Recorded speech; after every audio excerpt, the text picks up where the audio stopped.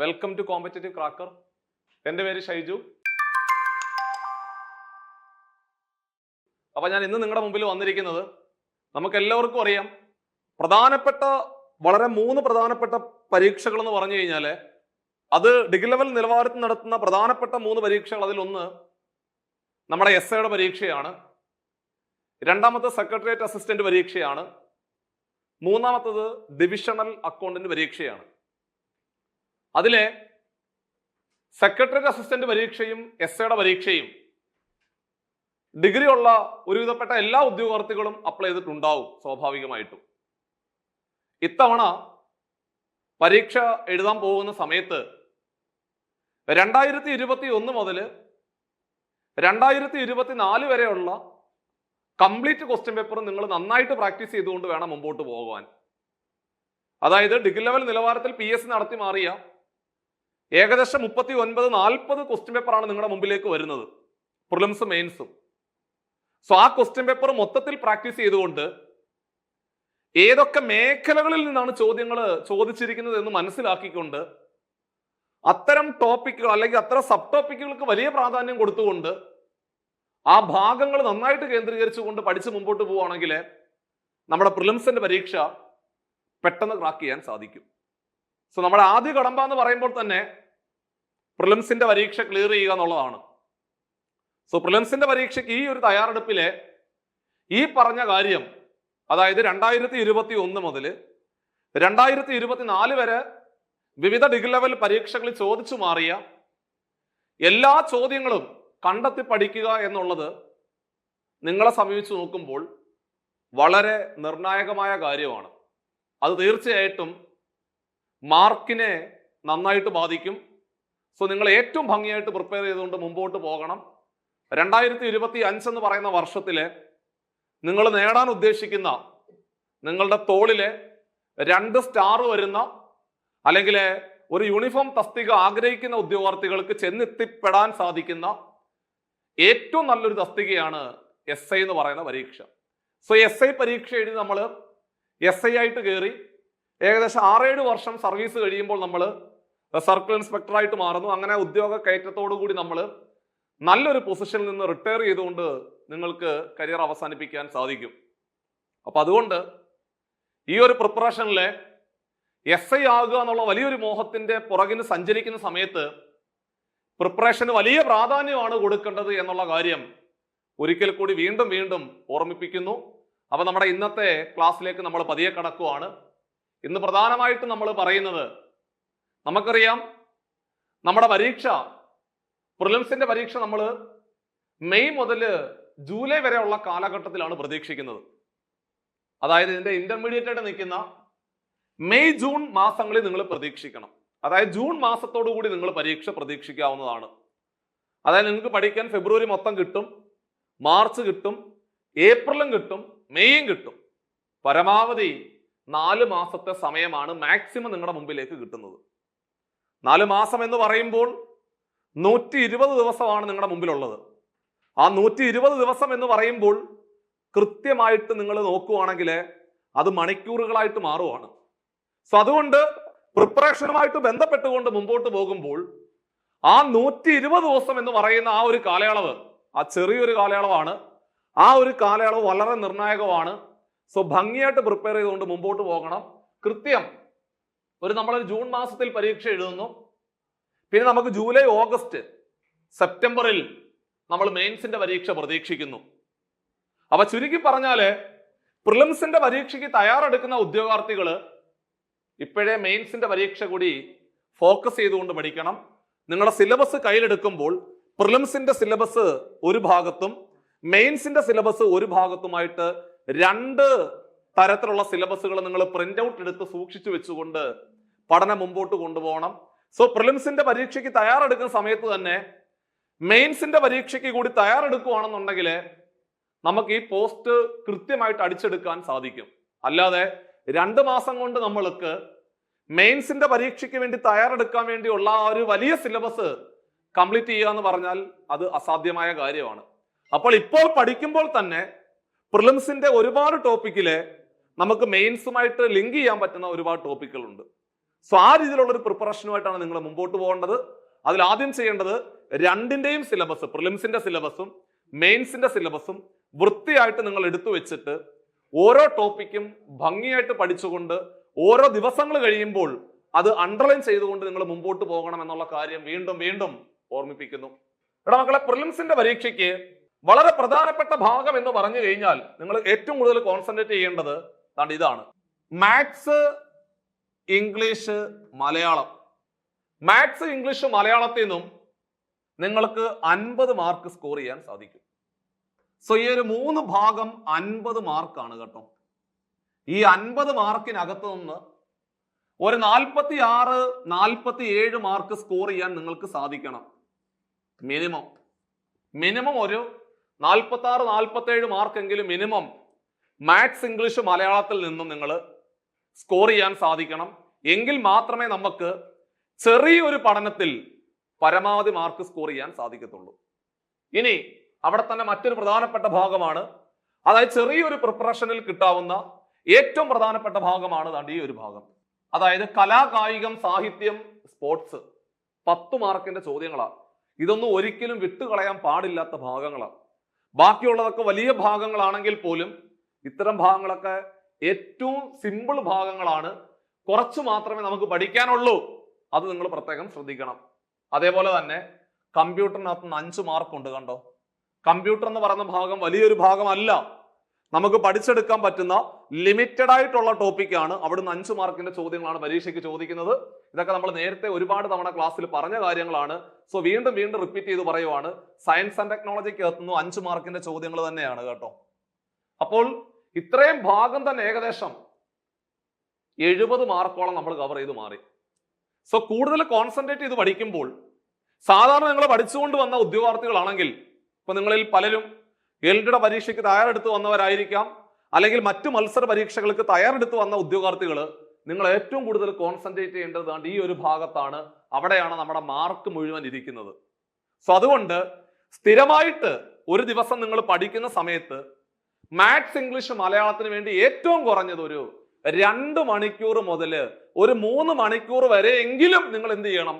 പഠനത്തിന് വേണ്ടി മാറ്റിവെക്കാൻ ശ്രമിക്കണം. അതായത് മാത്സിന് 1 മണിക്കൂർ, ഇംഗ്ലീഷിന് 1 മണിക്കൂർ, മലയാളത്തിന് 1 മണിക്കൂർ. ഇത് മിനിമം എല്ലാ ദിവസവും പഠിക്കാൻ വേണ്ടി മാറ്റിവെക്കണം. അതായത് ഒരു ദിവസം മാത്സ്, ഇംഗ്ലീഷ്, മലയാളത്തിന് വേണ്ടിയിട്ട് മാത്രമായിട്ട് 1 മണിക്കൂർ മാറ്റിവെക്കണം. മൊത്തത്തിൽ 3 മണിക്കൂർ വരും മൊത്തത്തില്.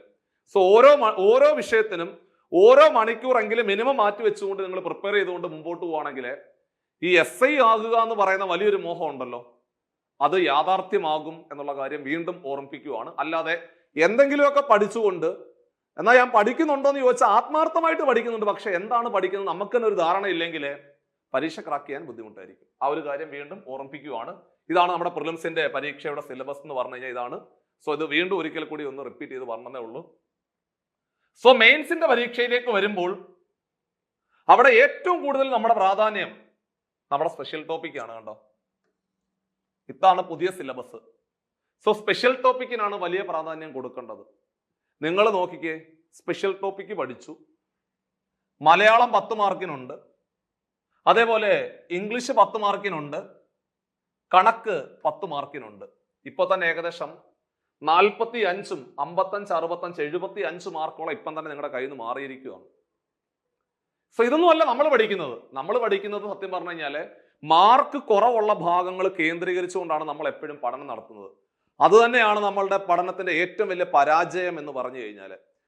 ഏറ്റവും കൂടുതൽ മാർക്ക് എവിടെയാണോ കിടക്കുന്ന സിലബസിനകത്ത് ആ ഭാഗം കേന്ദ്രീകരിച്ചുകൊണ്ട് പഠിക്കാൻ നിങ്ങൾ തയ്യാറായെങ്കിൽ മാത്രമേ 2025 നിങ്ങൾ എഴുതാൻ പോകുന്ന പരീക്ഷ ക്രാക്ക് ചെയ്യാൻ സാധിക്കത്തുള്ളൂ. സോ അതുകൊണ്ട് നിങ്ങളുടെ പ്രിപ്പറേഷനിൽ ഏറ്റവും കൂടുതൽ മാർക്ക് വന്നിരിക്കുന്ന ഈ ഭാഗങ്ങൾ കണ്ടെത്തിക്കൊണ്ട് ഏറ്റവും നന്നായിട്ട് പ്രിപ്പയർ ചെയ്യുക. നിങ്ങൾക്കുള്ളതാണ് ഈ പോസ്റ്റ്, നിങ്ങൾക്കുള്ളതാണ്. ആ ഒരു പ്രതീക്ഷയോടുകൂടി വേണം മുമ്പോട്ട് പോകുവാൻ.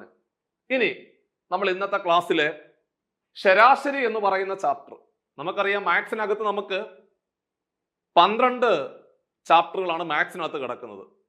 മെന്റൽ എബിലിറ്റി പോർഷനിലെ 13 ചാപ്റ്ററാണ്. അങ്ങനെ 25 ചാപ്റ്ററിലെ അവിടെ ഏറ്റവും കൂടുതൽ പ്രധാനമുള്ള ഒരു ചാപ്റ്ററാണ്, മാത്സിനകത്തെ ഏറ്റവും പ്രധാനപ്പെട്ട ഒരു ചാപ്റ്ററാണ് നമ്മുടെ ശരാശരി എന്ന് പറയുന്ന ഭാഗം. ശരാശരി എന്ന് പറഞ്ഞാൽ ആവറേജ് എന്ന് പറയും. അപ്പോൾ ശരാശരി എന്ന് പറയുന്ന ചാപ്റ്ററുമായിട്ട് ബന്ധപ്പെട്ടുകൊണ്ട് കഴിഞ്ഞ 2021 മുതൽ 2024 വരെയുള്ള കാലഘട്ടങ്ങളിലെ വിവിധ ഡിഗ്രി ലെവൽ പരീക്ഷകളിലെ ചോദിച്ചു പോയ മാത്സിന്റെ ആ ശരാശരി എന്ന് പറയുന്ന ചാപ്റ്ററിലെ ചോദ്യങ്ങളാണ് ക്ലാസ്സിൽ പരിചയപ്പെടുത്താൻ പോകുന്നത്. സോ ഒന്നാമത്തെ ചോദ്യം 2022 ഡിഗ്രി ലെവൽ പ്രിലിംസിന് ചോദിച്ച ചോദ്യമാണ് നിങ്ങൾ ബോർഡിൽ കാണുന്നത്. എടാ മക്കളെ, the average mark of boys in a class is 62 and that of girls is 52. ബോയ്സിന്റെ ആവറേജ് മാർക്ക് 62 ആണ്, ഗേൾസിന്റെ ആവറേജ് മാർക്ക് 52 ആണ്. Average mark of the entire class is 60. ആ ക്ലാസിന്റെ മുഴുവൻ കുട്ടികളുടെയും മാർക്കിന്റെ ആവറേജ് എത്ര? 60 ആണ്. അങ്ങനെയാണെങ്കിൽ ദ പെർസെന്റേജ് ഓഫ് ബോയ്സ്, ഇതിനാ ക്വസ്റ്റ്യൻ എറർ ഉണ്ട്, percentage of boys in the class, mark എന്ന് പറയുന്ന ഭാഗം അങ്ങ് വെട്ടിയേക്ക്. The percentage of boys in the class is question mark. ഇതാണ് നമ്മുടെ ചോദ്യം. ഇതാണ് നമ്മുടെ ചോദ്യം. അതായത് ആ ക്ലാസ്സിലെ ആൺകുട്ടികളുടെ ശതമാനം എത്രടാ, എത്ര ശതമാനം ആൺകുട്ടികളാണ് ആ ക്ലാസ്സിനകത്തുള്ളത് എന്നാണ് ചോദ്യം. ആ ക്ലാസ്സിലെ എത്ര ശതമാനം ആൺകുട്ടികൾ ഉണ്ടെന്നാണ് ചോദ്യം. ഈ ചോദ്യം സ്ഥിരമായിട്ട് നമ്മുടെ SSCയുടെ പരീക്ഷകളിൽ ചോദിക്കുന്ന ചോദ്യം. ഇത് നമ്മുടെ ആവറേജ് എന്ന് പറയുന്ന ചാപ്റ്ററുമായിട്ട് ബന്ധപ്പെട്ട് വരുന്നതാണെങ്കിലും നമ്മൾ SSC പരീക്ഷകളിലെ പുതിയൊരു ഭാഗം പഠിച്ചു പോകാറുണ്ട്. അത് മിക്സ്ചർ ആൻഡ് അലിഗേഷൻ എന്ന് പറയുന്ന ഭാഗമാണ്. അവിടെ മിക്സ്ചർ ആൻഡ് അലിഗേഷൻ എന്ന് പറയുന്ന ഭാഗത്ത് നിന്നുള്ള വളരെ പ്രധാനപ്പെട്ട ചോദ്യമാണിത്. അപ്പൊ നിങ്ങൾക്ക് സ്വാഭാവികമായിട്ടും അലിഗേഷൻ എന്താണെന്ന് അറിയാത്ത ഒരുപാട് പേരുണ്ടാവും, അലിഗേഷൻ റൂൾ എന്താണെന്ന് അറിയാത്ത ഒരുപാട് പേരുണ്ടാവും. സോ നിങ്ങൾക്കതാണ് ആദ്യം ഞാൻ പരിചയപ്പെടുത്താൻ പോകുന്നത്. ഒന്നുമില്ല, ഇനിയിപ്പം അലിഗേഷൻ ആരാണ് കണ്ടുപിടിച്ചത്, എന്നാണ് കണ്ടുപിടിച്ചത് നമ്മൾ അറിയേണ്ട ആവശ്യമേ ഇല്ല. നമുക്ക് ഈ പ്രോബ്ലം എങ്ങനെ ചെയ്യാൻ പറ്റണം എളുപ്പത്തില്. സോ ഇതിനു വേണ്ടി ഉപയോഗിക്കുന്ന മെത്തേഡാണ് അലിഗേഷൻ മെത്തേഡ്. അത്തരത്തിലെ ബോയ്സിന് തരുന്നു, ഗേൾസിന്റെ തരുന്നു, ടോട്ടലും തരുന്നു. ഇങ്ങനെ മൊത്തം ഭാഗത്തിനെ രണ്ടായിട്ട് മുറിച്ചിട്ട് അവിടെ ഇവിടെയും തന്നിട്ട് മൊത്തവും കൂടെ ടോട്ടലും കൂടെ തന്നു കഴിഞ്ഞാല് എണ്ണം കണ്ടുപിടിക്കാൻ ചോദിച്ചാല് നിങ്ങൾക്ക് ഉപയോഗിക്കാൻ പറ്റുന്ന മെത്തേഡാണ് അലിഗേഷൻ മെത്തേഡ്, അല്ലെങ്കിൽ അലിഗേഷൻ റൂള് എന്ന് പറയും. ഒന്നുമില്ലടാ, ഇവിടെ ആദ്യം ഉള്ളത് ബോയ്സിൻ്റെത് 62 ആണ്, ഗേൾസിൻ്റെത് 52 ആണ്. അപ്പൊ നിങ്ങൾ ഇവിടെ ഒരു നമ്പർ എഴുതണം, ഇവിടെ ഒരു നമ്പർ എഴുതണം, ഇവിടെ ഒരു നമ്പർ എഴുതണം. കണ്ടോ, ഇവിടെ ഒരു നമ്പർ എഴുതണം, അവിടെ ഒരു നമ്പർ എഴുതണം, നടുക്ക് ഒരു നമ്പർ എഴുതണം. ഇവിടെ എഴുതേണ്ടത് ചെറിയ നമ്പർ, അവിടെ എഴുതേണ്ടത് വലിയ നമ്പർ, ടോട്ടൽ എടുത്ത് നടുക്ക് എഴുതണം. എന്നിട്ട് ക്രോസ് ആയിട്ട് കുറയ്ക്കണം. അവിടെ ക്രോസ് ആയിട്ട് കുറയ്ക്കണം, ക്രോസ് ആയിട്ട് കുറയ്ക്കണം. അപ്പൊ ക്രോസ് ആയിട്ട് കുറയ്ക്കുമ്പോൾ 2 സംഖ്യകൾ ഇവിടെ കിട്ടും. അതാണ് അംശബന്ധം, ദാറ്റ് ഈസ് ദ റേഷ്യോ. ഈ ഒരു മെത്തേഡിനെ ആണ് നമ്മൾ അലിഗേഷൻ മെത്തേഡ് അല്ലെങ്കിൽ അലിഗേഷൻ റൂള് എന്നാണ് പറയുന്നത്. ഇതാണ് നമ്മുടെ മെത്തേഡ്. ഇതാണ് അലിഗേഷൻ മെത്തേഡ് അല്ലെങ്കിൽ അലിഗേഷൻ റൂള് എന്ന് പറയുന്ന ഭാഗം. അപ്പൊ നമുക്ക് ചെയ്യാം, നോക്കിക്കോണേ. ഇവിടെ ഏറ്റവും കുറവ് ആർക്കാ? ഗേൾസിനല്ലേ. അപ്പൊ ഗേൾസിനെ ആദ്യം വെക്കാം. ബോയ്സ് അല്ലേ പിന്നെ ഉള്ളത്. ഗേൾസിന്റെ എത്രടാ? ഗേൾസിൻ്റെത് 52 അല്ലേ, ഗേൾസിൻ്റെത് 52. ബോയ്സിൻ്റെത് 62 അല്ലേ, അത് അപ്പുറത്ത് വെച്ചാൽ മതി. തിരിച്ചെഴുതിയാലും കുഴപ്പമൊന്നുമില്ല, പക്ഷെ എന്നാലും ഭംഗി ചെറിയ നമ്പർ ആദ്യം എഴുതണം, വലിയ നമ്പർ രണ്ടാമത് എഴുതണം. അതാണ് അതിന്റെ ഭംഗി. ഇനി ടോട്ടൽ എത്ര? ടോട്ടൽ 60 അല്ലേ, അതിനെ നടുക്ക് വെച്ചോട്ടെ, നടുക്ക് വെക്കുക. കണ്ടോ, ടോട്ടൽ 60 ആണ്, നടുക്ക് വെച്ചു. ഇനി നിങ്ങൾ എന്ത് ചെയ്യണം എന്നറിയോ? ക്രോസ് ആയിട്ട് കുറയ്ക്കണം, ക്രോസ് ആയിട്ട് കുറയ്ക്കണം. ആ പരിപാടിയാണ് എന്ത്? അലിഗേഷൻ റൂൾ എന്ന് പറയുന്ന പരിപാടി. ഈ മെത്തേഡിനെയാണ് നമ്മൾ അലിഗേഷൻ മെത്തേഡ് എന്ന് പറയും. അലിഗേഷൻ മെത്തേഡ് എന്നാണ് ഈ മെത്തേഡിന് പറയുന്നത്. ഈ ഒരു മെത്തേഡിനെയാണ് നമ്മൾ അലിഗേഷൻ മെത്തേഡ് എന്ന് പറയുന്നത്. ഇത് ഡിഗ്രി ലെവൽ പരീക്ഷകളിലെ കോമൺ ആയിട്ട് ചോദിക്കാൻ സാധ്യതയുള്ള ചോദ്യം ആയതുകൊണ്ടാണ് അത് പരീക്ഷയ്ക്ക് ചോദിച്ചത്. ക്രോസ് ആയിട്ട് കുറയ്ക്കടാ. 62 60 കുറച്ച എത്ര? 2 അല്ലേ. ക്രോസ് ആയിട്ട് കുറയ്ക്കാൻ പറയുമ്പോൾ വലിയ നമ്പറിൽ നിന്ന് ചെറിയ നമ്പർ കുറയ്ക്കണം കേട്ടോ. എന്താണ്? വലിയ നമ്പറിൽ നിന്ന് ചെറിയ നമ്പർ കുറയ്ക്കണം. അപ്പൊ 52 60 കുറയ്ക്കാൻ പറ്റത്തില്ല. 60 52 കുറച്ച എത്ര? 60 52 കുറച്ചാലേ 8 വരത്തില്ലേ? ആ, ഇപ്പൊ നിങ്ങൾക്ക് 2 സംഖ്യകൾ കിട്ടിയില്ലടാ. അതാണ് നമ്മുടെ റേഷ്യോ. ഇത്രയുള്ള പരിപാടി. ഇതാണ് നമ്മുടെ റേഷ്യോ. ഒന്ന് വെട്ടി ചെറുതാക്കിക്കോ. 2 വെട്ടും കൂടെ 2 കൊണ്ട് വെട്ടാം. 2 കൊണ്ട് വെട്ടുക എന്ന് പറഞ്ഞ അർത്ഥം 2 കൊണ്ട് ഹരിക്കുക. 2നെ 2 കൊണ്ട് ഹരിച്ചാൽ 1 ആണ്. 8നെ 2 കൊണ്ട് ഹരിച്ചാൽ 4. അതായത് 1:4. അംശബന്ധം കിട്ടി. 1:4 ആണ്. അതാണ് അംശബന്ധം. അതായത് ബോയ്സിന്റെ എണ്ണമല്ലേ വേണ്ടത്? എടാ ബോയ്സിന്റെ എണ്ണമല്ലേ വേണ്ടത്? സോ അങ്ങനെയാണെങ്കിൽ ബോയ്സിന്റെ എണ്ണം എന്ന് പറഞ്ഞാൽ 1:4 അല്ലേ? 1:4 അല്ലേ? 1 അംശബന്ധം 4 അല്ലേ? അതായത് 1 അംശബന്ധം 4 എന്ന് പറഞ്ഞാല് 1 4 കൂടെ കൂട്ടി എത്ര? 5. 5 തുല്യ ഭാഗങ്ങളാക്കിയതിലെ 4 ഭാഗമാണ് ബോയ്സ്. 4 പാർട്ടാണ് ബോയ്സ്. കണ്ടോ? 5 തുല്യ ഭാഗങ്ങളാക്കിയതിലെ 4 പാർട്ട് ആണ് ബോയ്സ്. ഇത്രേ ഉള്ളൂ. 5ൽ 4. ചോദ്യം ശതമാനത്തിലാക്കാനല്ലടാ. ശതമാനത്തിലാക്കണമെങ്കിൽ എന്ത് ചെയ്യണം? 100 കൊണ്ട് ഗുണിച്ചാൽ പോരെ. ശതം എന്ന് പറഞ്ഞാൽ 100, ശതമാനത്തിലാക്കാൻ പറഞ്ഞാൽ 100 കൊണ്ട് ഗുണിക്കുക. അപ്പൊ നമ്മൾ 100 കൊണ്ട് ഗുണിച്ചു കഴിഞ്ഞാൽ 5ന്റെ 20ാമത്തെ മൾട്ടിപ്പിൾ അല്ലേ 100? 20 4 കൂടെ ഗുണിച്ചാൽ എത്ര? 80 എന്ന് വരും. ഉത്തരം 80% 80% ഓപ്ഷൻ എ ആയിരുന്നു ആൻസർ. ഇനി അതല്ല, അവര് ഗേൾസിന്റെ എണ്ണമായിരുന്നു ചോദിച്ചിരുന്നെങ്കിൽ 5ൽ 1 എന്ന് വന്നേനെ. ശതമാനത്തിലാക്കാൻ പറഞ്ഞാൽ 100 കൊണ്ട് ഗുണിക്കുക. ഇതായിരുന്നു നമ്മുടെ 2022 ഡിഗ്രി പ്രിലിംസിന്റെ പരീക്ഷയ്ക്ക് ചോദിച്ച വളരെ പ്രധാനപ്പെട്ട ചോദ്യം. സോ ഈ ചോദ്യമാണ് നമുക്ക് പല പരീക്ഷകളിലെ ഡിഗ്രി ലെവൽ പല പരീക്ഷകളിലെ ഇത് ആവർത്തിച്ചിട്ടുണ്ട് എന്നും കൂടി മനസ്സിലാക്കണം. അപ്പൊ ഇതേ മോഡലിലെ മറ്റൊരു ചോദ്യം കൂടി പരിചയപ്പെടുത്തുവാണ്. ചോദ്യം ശ്രദ്ധിക്കുക. The average monthly salary of all employees in an industry is 12,000. അതായത് ഒരു കമ്പനിയിലെ ആകെയുള്ള എംപ്ലോയീസിന്റെ നമ്മുടെ ടോട്ടൽ ആവറേജ് ആണ് ഇത് 12,000. ഇനി പറയുന്നത് മെയിൽ എംപ്ലോയീസിന്റെ ആവറേജ് സാലറി 15,000 ആണെന്ന് പറയുന്നുണ്ട്. ഫീമെയിൽ എംപ്ലോയീസിൻ്റെത് 8,000 ആണെന്ന് പറയുന്നുണ്ട്. അങ്ങനെയാണെങ്കിൽ നിങ്ങളൊന്നും പറഞ്ഞു തരണ്ട. What is the ratio of male employees to female employees? ഇതാണ് ചോദ്യം. ഇപ്പോഴേ നിങ്ങൾക്ക് മനസ്സിലാക്കാൻ പറ്റും. എടാ മെയിൽ എംപ്ലോയീസിന്റെ ആവറേജ് സാലറി തന്നിട്ടുണ്ട്, ഫീമെയിൽ എംപ്ലോയീസിന്റെ ആവറേജ് സാലറി തന്നിട്ടുണ്ട്, ടോട്ടൽ എംപ്ലോയീസിന്റെ ആവറേജ് സാലറിയും തന്നിട്ടുണ്ട്. അപ്പൊ സ്വാഭാവികമായിട്ടും ക്രോസ് ആയിട്ട് കുറച്ച് കഴിഞ്ഞാൽ പരിപാടി അവസാനിച്ചില്ലേ? സോ ഡയറക്റ്റ് ആയിട്ട് നമുക്കിവിടെ അലിഗേഷൻ റൂൾ ഉപയോഗിച്ചുകൊണ്ട് ആൻസറിലേക്ക് എത്താൻ പറ്റും. അപ്പൊ ഇവിടെ ഏറ്റവും കുറവ് ആരുടെയാ? ഏറ്റവും കുറവെന്ന് പറഞ്ഞാൽ മെയിലിൻ്റെത് 15, ഫീമെയിലിന്റെ 8. അപ്പൊ ഫീമെയിലിനെ ആദ്യം വെക്കാം അവിടെ. സോ ഫീമെയിൽ ആദ്യം വെച്ചു, മെയില് രണ്ടാമത് വെച്ചു. ഫീമെയിൽ എംപ്ലോയീസിന്റെ ആവറേജ് സാലറി 8,000 ആണ്. ആ 8,000 ഇവിടെ എഴുതി, 8,000 എഴുതി. മെയിൽ എംപ്ലോയീസിന്റെ ആവറേജ് സാലറി 15,000 ആണ്. അത് അപ്പുറത്തും കൊണ്ടുവന്ന് എഴുതി, 15,000 അപ്പുറത്ത് കൊണ്ടുവന്ന് എഴുതി. ഇനി ടോട്ടല് 12,000 അല്ലേ? ടോട്ടല് 12,000, അത് നമ്മൾ നടുക്കും വെച്ചു. ഇനി എന്ത് ചെയ്യണം? ക്രോസ് ആയിട്ട് കുറയ്ക്കണ്ടേ? ക്രോസ് ആയിട്ട് കുറയ്ക്കുക. എടാ മക്കളെ, 15,000 നിന്ന് 12,000 കുറച്ചാൽ എത്ര? 15,000 നിന്ന് 12,000 കുറച്ചാൽ 3,000 എന്ന് വരത്തില്ലേ? 3,000. അതേപോലെ 12,000 നിന്ന് 8,000 കുറച്ചാൽ എത്ര? 4,000 വരത്തില്ലേ? ഇതാണ് റേഷ്യോ. ഇത്ര ഉള്ളു പരിപാടി. ക്രോസ് ആയിട്ട് കുറച്ച് മാറുക. സോ അംശബന്ധമാണ്. ഇവിടുത്തെ 3 0 വെട്ടിക്കളയാം, ഇവിടുത്തെ 3 0 വെട്ടിക്കളയാം.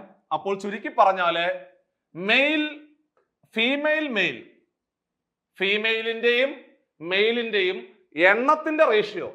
എടാ മക്കളെ, എണ്ണത്തിന്റെ റേഷ്യോ 3:4 ആണെന്ന് മനസ്സിലായി. എണ്ണത്തിന്റെ റേഷ്യോ 3:4. ചോദ്യം ചോദിച്ചത് what is the ratio of male employees? അപ്പൊ ആദ്യം നിങ്ങൾ മെയിൽ എംപ്ലോയീസിനെ ആദ്യം പറയണം. സോ മെയിൽ എംപ്ലോയീസ് എന്ന് പറഞ്ഞാൽ 4. അപ്പൊ തിരിച്ചെഴുതണം. മെയിൽ എംപ്ലോയീസ് ടു ഫീമെയിൽ എംപ്ലോയീസിന്റെ എണ്ണത്തിന്റെ റേഷ്യോ 4:3 ആണെന്ന് നമുക്ക് മനസ്സിലാക്കാൻ സാധിച്ചു. വളരെ എളുപ്പത്തിൽ ആ ചോദ്യം പറഞ്ഞ് അവസാനിപ്പിച്ചിരിക്കുകയാണ്. സോ ഇതേ മോഡലിൽ ഒരു ചോദ്യം കൂടെ പറഞ്ഞു തരാം. ശ്രദ്ധിച്ചോ. ദാണ്ട്ര ഇവിടെ average mark of 50 students in a class is 72. ഒരു ക്ലാസ്സിലെ 50 കുട്ടികളാണ് ഉള്ളത്.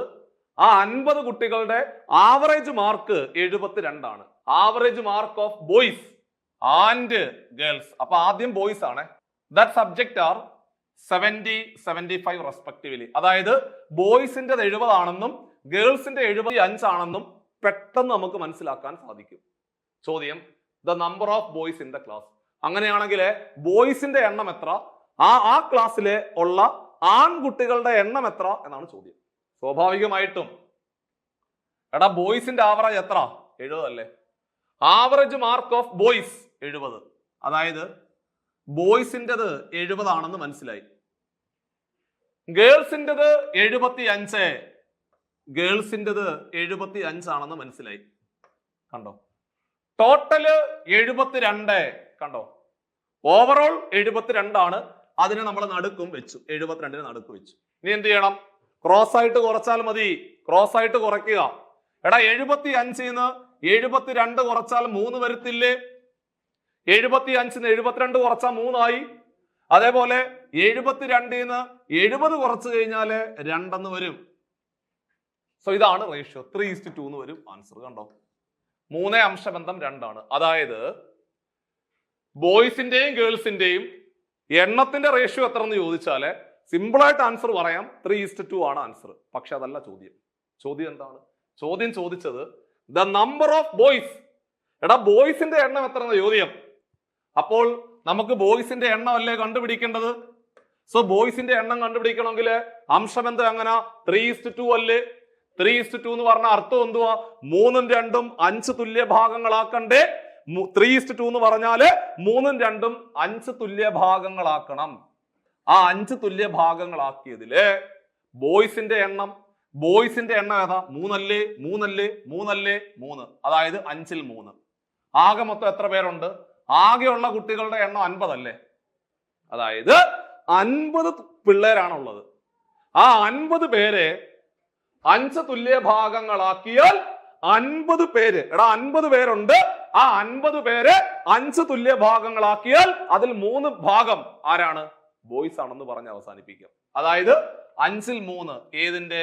50ന്റെ. 5ന്റെ 10ാമത്തെ മൾട്ടിപ്പിൾ അല്ലേ 50? 5ന്റെ 10ാമത്തെ മൾട്ടിപ്പിൾ ആണ് 50. 10 3 കൂടെ ഗുണിച്ചാല് നമ്മളുടെ ഉത്തരം 30. അതായത് 30 കുട്ടികളായിരുന്നു, 30 ആൺകുട്ടികളായിരുന്നു ആ ക്ലാസ്സിൽ ഉണ്ടായിരുന്നത് എന്ന് വൃത്തിയായിട്ട് നമുക്ക് മനസ്സിലായി. ഇതേ മോഡലില് ഒരു ചോദ്യം കൂടെ പിടിച്ചോ. ചോദ്യം ഇതാണ്. Average mark obtained by 100 candidates in a certain exam is 30. എടാ ഒരു ക്ലാസ്സിലെ ആകെയുള്ള കുട്ടികളുടെ മുഴുവൻ average mark 30, total 30. If the average mark of passed candidates, പാസ്സായ കുട്ടികളുടെ മാർക്കിന്റെ ആവറേജ് 35, ഫെയിൽ ആയവരുടെയോ 10. സോ അങ്ങനെയാണെങ്കിൽ എന്റെ ചോദ്യം, what is the number of candidates who passed in the examination? പാസ്സായ കുട്ടികളുടെ എണ്ണം എത്രയാണ് എന്നാണ് ചോദിച്ചിരിക്കുന്നത്. സ്വാഭാവികമായിട്ട് നിങ്ങൾ നോക്കിക്കോളാം. ഇവിടെ പാസ്സായ കുട്ടികളുടെ ആവറേജ് 35, ഫെയിൽ ആയത് 10 ആണ്. അപ്പൊ സ്വാഭാവികമായിട്ട് ചെറുത് ഫെയിൽ ആണ്. ഫെയിൽ ആയ ആളുകളുടെ എണ്ണം 10 ആയതുകൊണ്ട് ഫെയില് പാസ് എന്നുകൊണ്ട് ഹെഡിങ് കൊടുത്തു. ഫെയിൽ ആയിട്ടുള്ള കുട്ടികളുടെ ആവറേജ് 10 ആണ്. പാസ്ഡ് 35 ആണ്. 35 ആണ്. ടോട്ടല് 30 ആണ്. അതായത് സത്യം പറഞ്ഞു കഴിഞ്ഞാല് അലിഗേഷൻ റൂളുമായിട്ട് ബന്ധപ്പെട്ടുകൊണ്ട് നമുക്ക് ആവറേജ് എന്ന് പറയുന്ന ചാപ്റ്ററിനകത്തുനിന്ന് ഈ ഒരു ചോദ്യം മാത്രമാണ് സ്ഥിരമായിട്ട് PSC ചോദിക്കുന്നത് കേട്ടോ. അത് ഓർത്ത് വെച്ചോണേ. ക്രോസ് ആയിട്ട് കുറയ്ക്കടാ. 35 30 കുറച്ചാലേ 5 എന്ന് വരുന്നു. 30 10 കുറച്ചാലേ 20 എന്ന് വന്നു. സോ ഇതാണ് അംശബന്ധം. സോ വെട്ടിച്ചെറുതാക്കുവാണെങ്കിൽ 1 5 5 4 5 20. അതായത് 1 അംശബന്ധം 4 എന്ന് വരും എണ്ണത്തിന്റെ റേഷ്യോ. 1:4 ആണ്. നമുക്കിവിടെ വേണ്ടത് പാസ്സായ കുട്ടികളുടെ എണ്ണമാണ് വേണ്ടത്. ആണോ? ആണ്. എടാ പാസ്സായ കുട്ടികളുടെ എണ്ണമല്ലേ വേണ്ടത്. സോ പാസ്സായ കുട്ടികളുടെ എണ്ണം കണ്ടുപിടിക്കാം. എങ്ങനെ? റേഷ്യോ എങ്ങനെ? 1:4 അല്ലേ? എടാ മക്കളെ 1:4 എന്ന് പറഞ്ഞ അർത്ഥം എന്തുവാ? 1 അംശബന്ധം 4 എന്ന് പറഞ്ഞാൽ അതിന്റെ അർത്ഥം 1 4 5 തുല്യ ഭാഗങ്ങളാക്കിയാൽ 4 പാർട്ടാണ്, 4 ഭാഗമാണ് പാസ്. 1/4 എന്ന് പറഞ്ഞ അർത്ഥം എന്തുവാ? 1 4 കൂടെ കൂട്ടിയാൽ 5 തുല്യ ഭാഗങ്ങളാക്കിയതിലെ 4 ഭാഗമാണ് പാസ്. ടോട്ടൽ കുട്ടികളുടെ എണ്ണം 100. ടോട്ടൽ കുട്ടികളുടെ എണ്ണം എത്രയാണ്? 100. 5ന്റെ 20ാമത്തെ മൾട്ടിപ്പിൾ അല്ലേ 100? 20 4 കൂടെ ഗുണിച്ച എത്ര? 80 അല്ലേ? അങ്ങനെയാണെങ്കിൽ പാസ്സായ കുട്ടികളുടെ എണ്ണം 80 എന്ന് വരും. ഉത്തരം 80. ഇത്തരത്തില് അലിഗേഷൻ റൂൾ ഉപയോഗിച്ചുകൊണ്ടാണ് ഈ ചോദ്യങ്ങളെല്ലാം ചെയ്തെടുക്കുന്നത് എന്ന് മനസ്സിലാക്കണം. അതായിരുന്നു ആ ക്വസ്റ്റ്യനുമായിട്ട് ബന്ധപ്പെട്ടുകൊണ്ട് നമുക്ക് ഇവിടെ കണക്ട് ചെയ്യാൻ പറ്റുന്ന വളരെ പ്രധാനപ്പെട്ട 4ഓളം ചോദ്യങ്ങൾ ക്ലാസ്സിൽ പരിചയപ്പെടുത്തി. അടുത്തത് മറ്റൊരു ഡിഗ്രി ലെവൽ മെയിൻസ് പരീക്ഷയ്ക്കാണ് നമ്മൾ കടക്കുന്നത്. സീനിയർ സൂപ്രണ്ടന്റ് എന്ന് പറയുന്ന 118/22 എന്ന് പറയുന്ന ക്വസ്റ്റ്യൻ പേപ്പർ കോഡ് നടന്നുപോയ ഒരു വളരെ പ്രധാനപ്പെട്ട പരീക്ഷയായിരുന്നു അത്. ചോദ്യം: the average age of A group 25 people. ഒരു ഗ്രൂപ്പില് 25 ആളുകളായിരുന്നു ഉണ്ടായിരുന്നത്. ആ 25 ആളുകളുടെ ആവറേജ് 28 ആണ്. ഇവിടുന്ന് if a man of 20 years 20 വയസ്സുള്ള ഒരാള് ലീവ്സ് ദ ഗ്രൂപ്പ്, 20 വയസ്സുള്ള ഒരാൾ പോയി, and another one enters into the group, ഒരാള് പുതുതായിട്ട് അവിടെ വന്നു. The average age increases by 2. അങ്ങനെ ഒരാളിന് പകരം പുതിയൊരാൾ വരുമ്പോൾ, ഒരാളിന് പകരം പുതിയൊരാൾ വരുവാണെങ്കിൽ ശരാശരി അല്ലെങ്കിൽ ആവറേജ് 2 കൂടി. ആവറേജ് 2 കൂടി. അങ്ങനെയാണെങ്കിൽ പിള്ളേരെ ചോദ്യം ഇതാണ്: ആ പുതുതായിട്ട് വന്ന വ്യക്തി ഉണ്ടല്ലോ, അവന്റെ പ്രായം എത്ര എന്നാണ് ചോദ്യം. പുതുതായിട്ട് വന്നവന്റെ പ്രായം എത്ര എന്നാണ് ചോദ്യം. ആ പുതുതായിട്ട് വന്ന വ്യക്തിയുടെ പ്രായം എത്ര എന്നാണ് ചോദ്യം. സ്വാഭാവികമായിട്ടും ശരാശരി എന്ന് പറയുന്ന ചാപ്റ്ററുമായിട്ട് ബന്ധപ്പെട്ടുകൊണ്ടുള്ള നിങ്ങളിങ്ങനെ പഠിച്ചു മുമ്പോട്ട് പോകുമ്പോൾ 6ാമത്തെ ടൈപ്പ് ചോദ്യമാണിത്. അതായത് ഇത്തരം ചോദ്യങ്ങൾ നമ്മൾ പറയുന്നത് റീപ്ലേസിംഗ് ക്വസ്റ്റ്യൻ എന്നാണ് പറയുന്നത്. റീപ്ലേസിംഗ് ക്വസ്റ്റ്യൻ എന്നാണ് പറയുന്നത്. എന്തുകൊണ്ടാണ് റീപ്ലേസിംഗ് ക്വസ്റ്റ്യൻ എന്ന് പറയാനുള്ള പ്രധാന കാരണം എന്ന് ചോദിച്ചാൽ, ഇത്തരം ചോദ്യങ്ങളുടെ പ്രത്യേകത ഒരാളിന് പകരം പുതിയൊരാൾ വരുന്ന ക്വസ്റ്റ്യനാണ്. മക്കളെ, ഒരാളിന് പകരം പുതിയ ഒരാൾ വരുന്ന ക്വസ്റ്റ്യൻ ആയതുകൊണ്ട് ഇത്തരം ചോദ്യങ്ങളെ നമ്മൾ റീപ്ലേസിംഗ് ക്വസ്റ്റ്യൻസ് എന്നാണ് പറയുന്നത്. ഒന്നുമില്ല, സംഭവം സിമ്പിളാ. ആവറേജ് 2 കൂടി എന്നല്ലേ പറഞ്ഞത്? ആവറേജ് 2 കൂടി എന്ന് പറഞ്ഞാൽ അതിന്റെ അർത്ഥം എന്തുവാ? അതിനൊരു ഇന്റർമീനിങ് ഉണ്ട്. എന്താണ് അതിന്റെ അർത്ഥം? ആവറേജ് 2 കൂടുക എന്ന് പറഞ്ഞാൽ അതിന്റെ അർത്ഥം ഓരോരുത്തരുടെയും വയസ്സ് 2 വെച്ച് കൂടി എന്നാണ് അർത്ഥം. അതായത് എന്തൊക്കെയോ സംഭവിച്ചു, ഒരാളിന് പകരം പുതിയൊരാൾ വന്നു, ഓക്കെ, സമ്മതിച്ചു. ഒരാളിന് പകരം പുതിയൊരാൾ വരുമ്പോൾ ശരാശരി 2 കൂടുക എന്ന് പറഞ്ഞാൽ അതിന്റെ അർത്ഥം എന്തുവാ? ഓരോരുത്തരുടെയും വയസ്സ് 2 വെച്ച് കൂടി. ഓരോരുത്തരുടെയും വയസ്സ് 2 വെച്ച് കൂടി. സോ അപ്പൊ എത്ര പേരുണ്ട് ഇവിടെ? 25 പേരുണ്ട്. 25 പേരുടെയും വയസ്സ് 2 വെച്ച് കൂടി. ആവറേജ് 2 കുറഞ്ഞെന്ന് പറഞ്ഞായിരുന്നെങ്കിലോ? എല്ലാവരുടെയും വയസ്സ് 2 വെച്ച് കുറഞ്ഞെന്ന് പറയാം അല്ലേ? ആവറേജ് 1 കൂടി എന്ന് പറഞ്ഞാലോ? ഓരോരുത്തരുടെയും വയസ്സ് ഓരോന്ന് വെച്ച് കൂടി. ആവറേജ് 3 കൂടി എന്ന് പറഞ്ഞായിരുന്നെങ്കിലോ? ഓരോരുത്തരുടെയും വയസ്സ് 3 വെച്ച് കൂടി. ഇവിടെ എന്താണ്? ആവറേജ് 2 കൂടി എന്നല്ലേ പറഞ്ഞത്? അതിന്റെ അർത്ഥം എന്തുവാ? ഓരോരുത്തരുടെയും വയസ്സ് 2 വെച്ച് കൂടി. എത്ര പേരുണ്ട്? 25 പേരുണ്ട്. കുഞ്ഞുങ്ങളെ, 25 പേരുടെയും വയസ്സ് 2 വെച്ച് കൂടി എന്നല്ലേ അർത്ഥം? സോ അങ്ങനെയാണെങ്കിൽ ആകെ വർധനവ് എത്ര? ആകെ വർധനവ്, ടോട്ടൽ വർധനവ് മൊത്തം 25 പേരില്ലേ? ആ 25 പേരുടെയും വയസ്സ് 2 വെച്ച് കൂടിയാൽ ആകെ വർധനവ് 25 × 2, അതായത് 50 വയസ്സിന്റെ വർധനവാണ് അവിടെ സംഭവിക്കുന്നത്. മൊത്തം 25 പേരല്ലേടാ. ശരാശരി 2 കൂടി എന്ന് പറഞ്ഞാല് ഓരോരുത്തരുടെയും വയസ്സ് 2 വെച്ച് കൂടി. മൊത്തം 25 പേരുണ്ട്. അപ്പോൾ ആ 25 പേരുടെയും വയസ്സ് 2 വെച്ച് കൂടുവാണെങ്കിൽ മൊത്തത്തിലുള്ള വർധനവെന്ന് പറഞ്ഞാല് 25 × 2, അതായത് 50 വയസ്സിന്റെ വർധനവാണ് അവിടെ സംഭവിക്കുന്നത്. അതായത് കുറച്ചുകൂടി സിമ്പിൾ ആയിട്ട് പറഞ്ഞാല് പുതുതായിട്ട് വരുന്ന ആള് 50 വയസ്സ് കൂടുതലുള്ള വ്യക്തിയായിരിക്കും. പുതുതായിട്ട് വരുന്ന ആള് 50 വയസ്സ് കൂടുതൽ ഉള്ള വ്യക്തിയായിരിക്കും. പോയവന്റെ വയസ്സ് എത്ര? പോയവന്റെ വയസ്സ് എത്ര? പോയവന്റെ വയസ്സ് 20 അല്ലേ? ആണോ? പോയവന്റെ വയസ്സ് 20 അല്ലേ? പുതുതായിട്ട് വരുന്ന ആള് 50 വയസ്സ് കൂടുതലുള്ള വ്യക്തിയായിരിക്കും അല്ലേ? പുതുതായിട്ട് വരുന്ന ആൾ 50 വയസ്സ് കൂടുതലുള്ള വ്യക്തിയായിരിക്കും. അപ്പൊ പോയവന്റെ വയസ്സ് 20 ആണെങ്കിൽ പുതുതായിട്ട് വരുന്ന ആള് 50 വയസ്സ് കൂടുതലുള്ള വ്യക്തിയാണെങ്കിൽ 20+50 70 അല്ലേ ആൻസർ? ഉത്തരം 70. ഓപ്ഷൻ സി ആയിരുന്നു ആൻസർ. ഇത് റീപ്ലേസിംഗ് എന്ന് പറയുന്ന നമ്മുടെ ആവറേജ് എന്ന് പറയുന്ന ടോപ്പിക്കിനകത്ത് ആറാമത്തെ ടൈപ്പായിട്ട് വരുന്ന ഒരു ക്വസ്റ്റ്യൻ ആണ് നമ്മൾ ക്ലാസ്സിൽ ഇപ്പോൾ പഠിച്ചത്. ഓക്കെ, അപ്പൊ നമ്മൾ നിലവില് അലിഗേഷൻ റൂളുമായിട്ട് ബന്ധപ്പെട്ടുകൊണ്ടുള്ള കുറെ ചോദ്യങ്ങൾ പരിചയപ്പെട്ടു. റീപ്ലേസിംഗുമായിട്ട് ബന്ധപ്പെട്ട് വന്ന ഒരു ചോദ്യം കൂടി ക്ലാസ്സിൽ പരിചയപ്പെടുത്തി. അപ്പൊ നമ്മുടെ വരാൻ പോകുന്ന ഡിഗ്രി ലെവൽ പ്രിലിംസിന്റെ പരീക്ഷയും അതേപോലെ എസ്ഐയുടെ മെയിൻ പരീക്ഷയ്ക്ക് വേണ്ടി തയ്യാറെടുക്കുന്ന ഉദ്യോഗാർത്ഥികളായിരിക്കാം. നിങ്ങൾക്ക് എന്തെങ്കിലും ഒരു ആശയക്കുഴപ്പം നിങ്ങളുടെ പഠനയാത്രയിൽ ഉണ്ടായിരിക്കാം. അതായത് ഇനിയുള്ള ദിവസങ്ങൾ എണ്ണപ്പെട്ട് കഴിഞ്ഞു. ഞാൻ ആദ്യം പറഞ്ഞതുപോലെ നിങ്ങളുടെ മുമ്പിൽ ഒരു 120 ദിവസത്തെ സമയമാണ് മൊത്തത്തിൽ കിട്ടുന്ന പരീക്ഷയ്ക്ക് മൊത്തത്തിൽ കിട്ടുന്ന പ്രിപ്പറേഷൻ.